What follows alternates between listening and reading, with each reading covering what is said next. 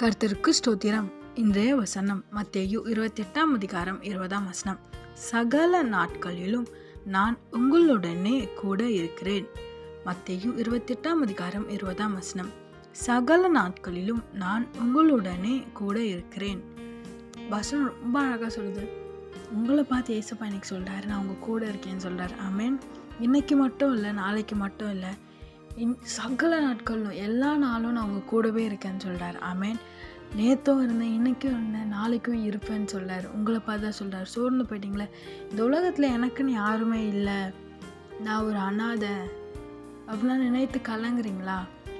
ஏசப்பா சொல்கிறார், நான் கூட இருக்கிறேன், நான் கூட இருக்கிற மகனே, நான் கூட இருக்கிற மகளே, நான் உன்னோடு இருந்து உன்னை ஆசீர்வதிப்பேன்னு சொல்கிறார். ஆமேன்.